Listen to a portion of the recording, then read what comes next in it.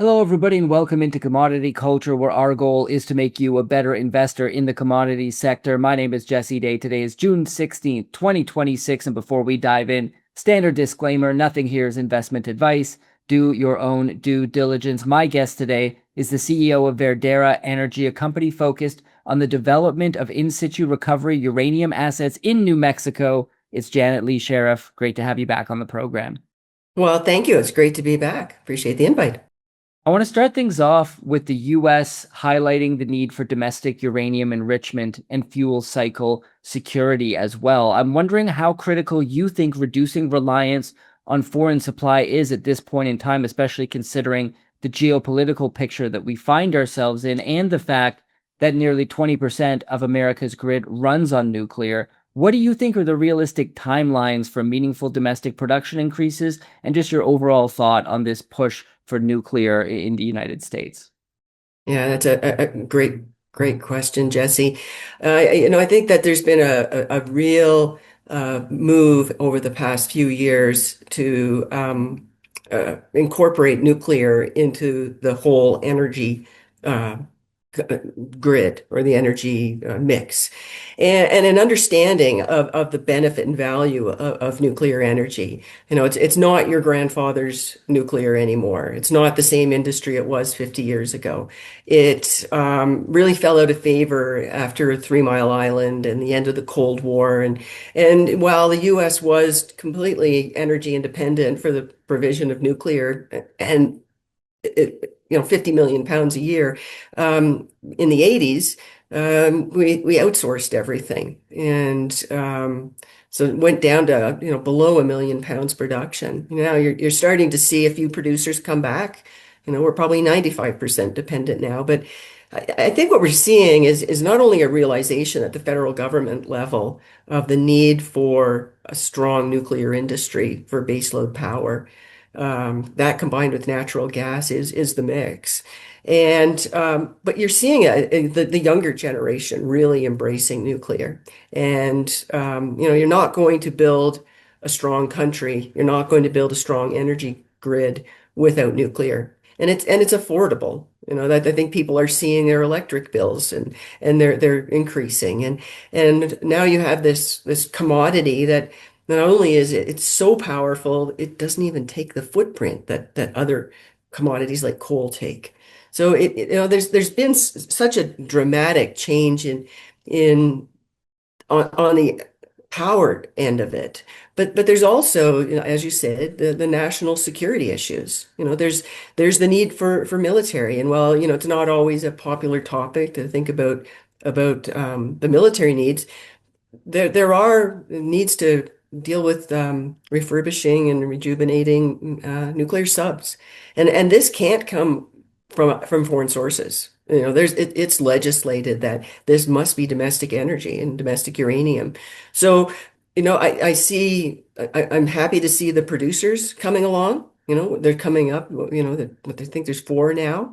And I think we're going to see that continue. And I think the changes in the permitting at the federal level and the coordination and the streamlining has been long overdue. And I really think it really speaks to the push that everybody sees for nuclear.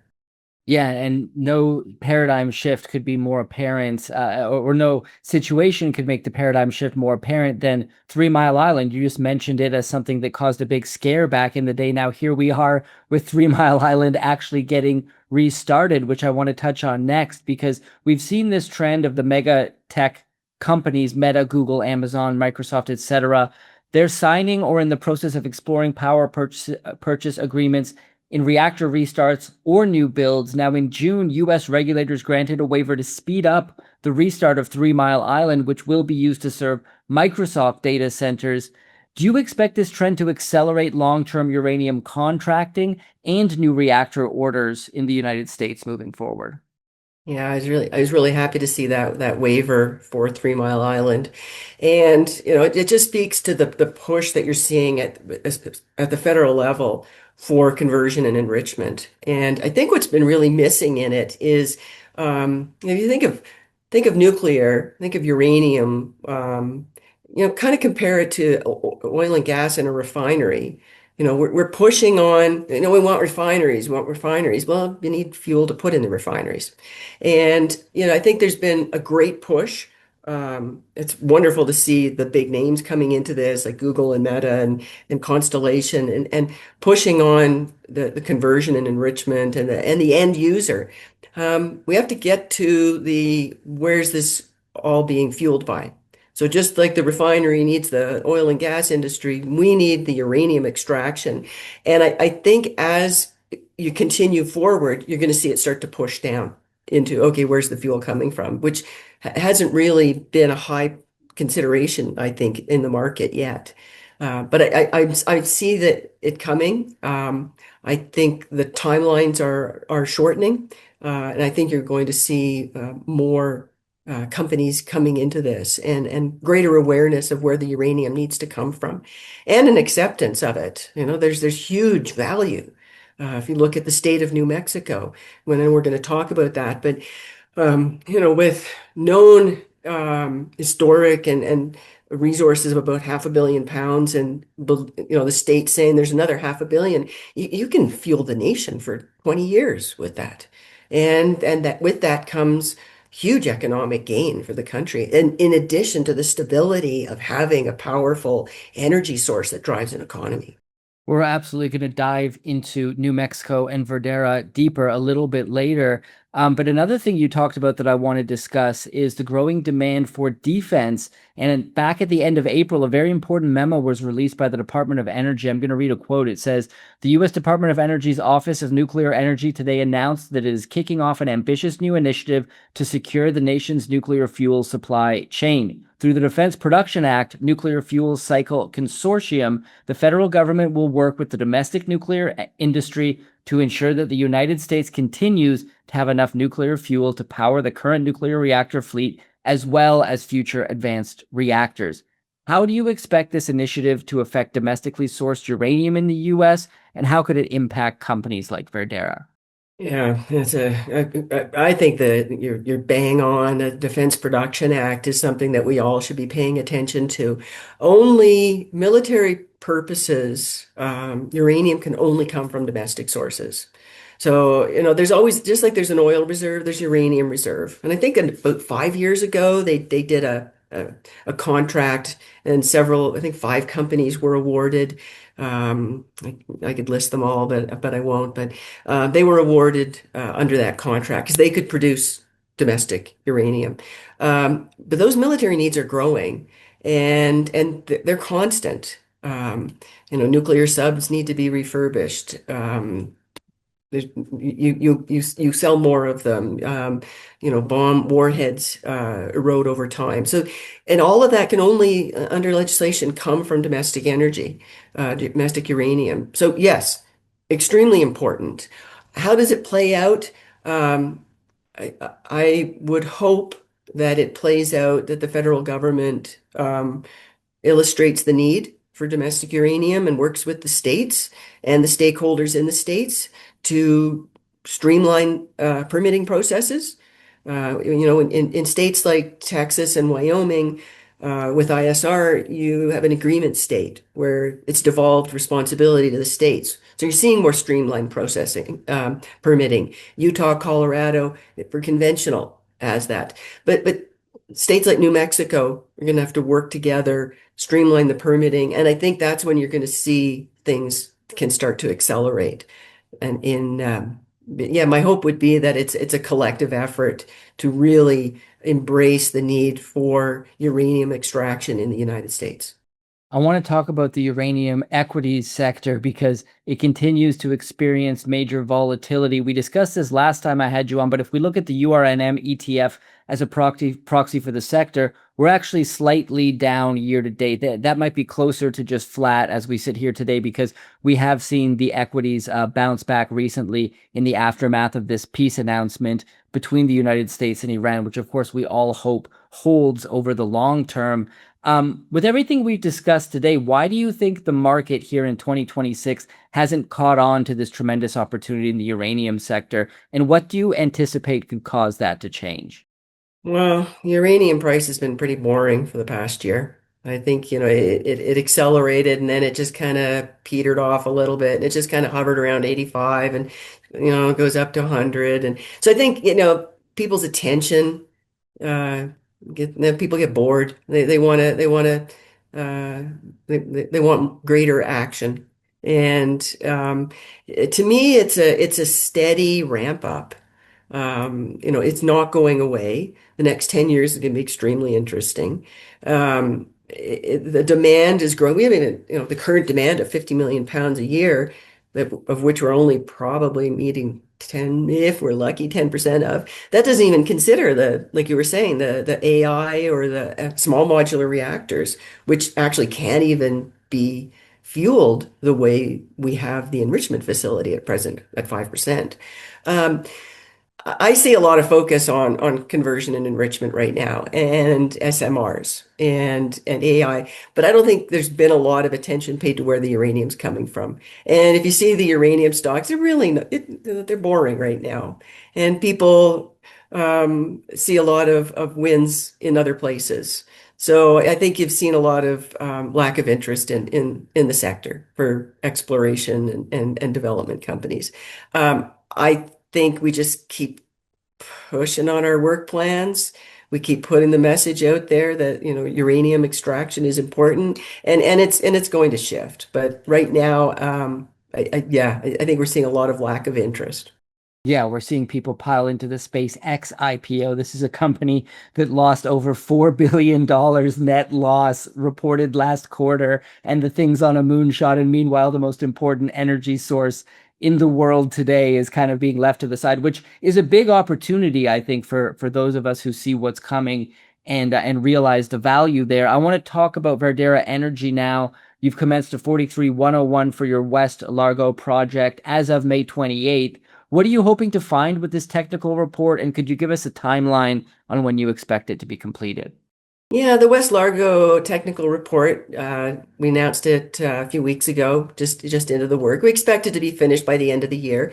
So all of the projects in Verdera are all ISR amenable. They're all developed to this stage with the historic resources by oil and gas companies. Oil and gas companies developed the in situ recovery technology. They were finding uranium in their drill logs. They did a lot of work in the day and built up the historic resources. And we feel they're quite conservative. They're using a higher cutoff grade than we see in the industry at present. So we're going to be looking at the cutoff grade and with changes there. We're also going to undertake a drilling program to look at the periphery because they were very confined in where they drilled. And so, I think what we'll see, I would hope to see, is that we'd have an adjustment in the resource and have an increase in the resource. With that, we'll also be looking at one at Ambrosia Lake. That'll be following next. I think one of the real hidden values in Verdera is the database that we have. Both the uranium resources database and the Kerr-McGee database that we acquired.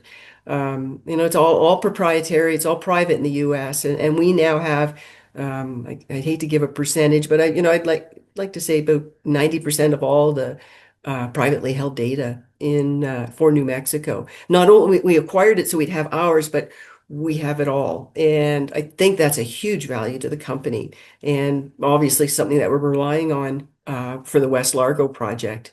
But yeah, a lot of information going through and our staff's chugging away at it right now.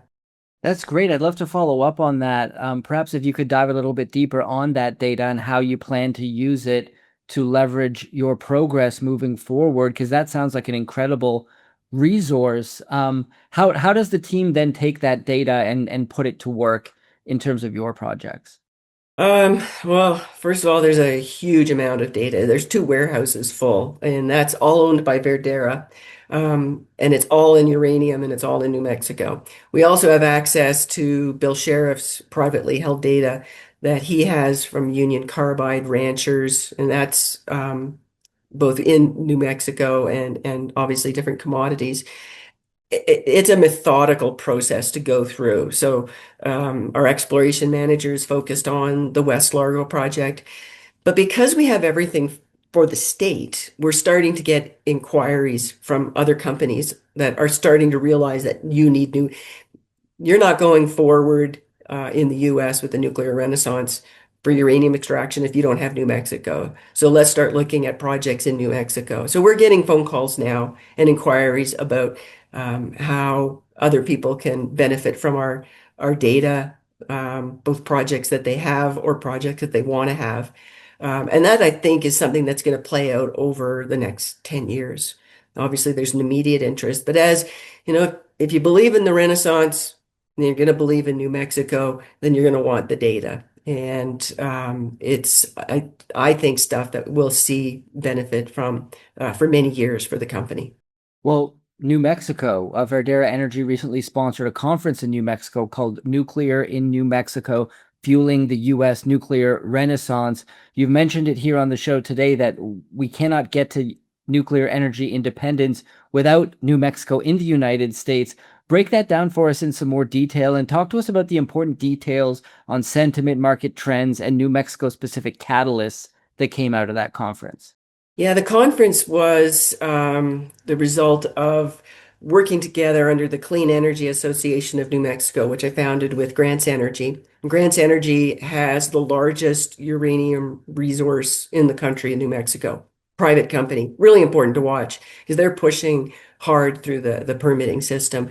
But we realized the importance of communication with the community. And we started in that 2 years now in community meetings. We've taken people to Crow Butte to show them ISR projects.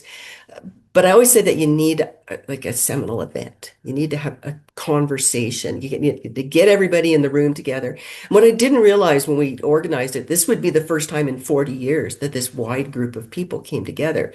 So the utilities were there, you know, the there were uranium trading houses from South Korea and Japan. NEI was there. The tribes were there. The citizens were there. The national labs, the educational facilities, everyday citizens, and everybody. We talked about the legacy issues. You know, what happened in the past that caused everyone to not want uranium extraction in New Mexico? And then how do we get past it? And let's not ignore the history, but to me, we're all left with the legacy issues of a situation we didn't create. So now how do we go forward? And let's not forget the past, but look at the opportunities that exist. And, we came away with there's an implied agreement that yes, nuclear in New Mexico is important, and it's important to talk and agree on how we want uranium extraction to happen.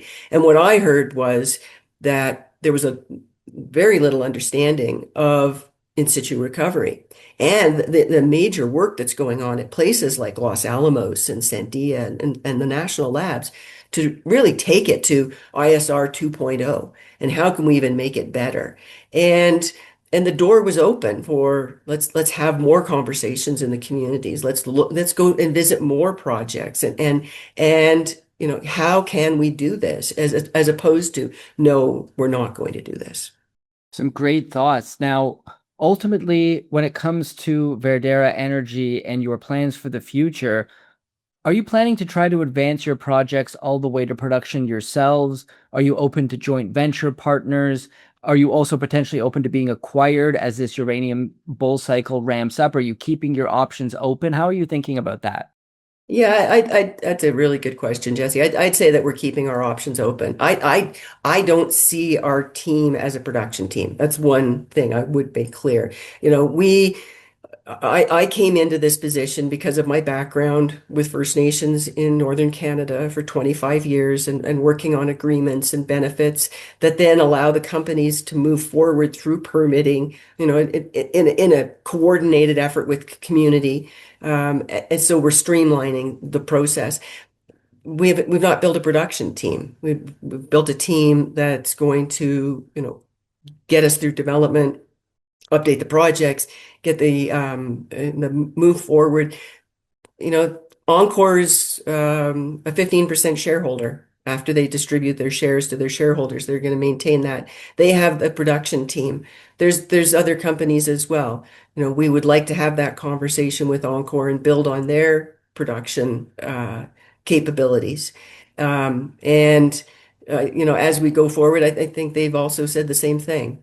But definitely, we've got to work through getting those projects advanced. And with that, with Ambrosia Lake, for example, doing a scoping study on, the historic stope leaching that was conducted there that produced uranium, and, a scoping study for a central processing plant. That's the kind of work that we'll take on and then rely on the experts on the next stage.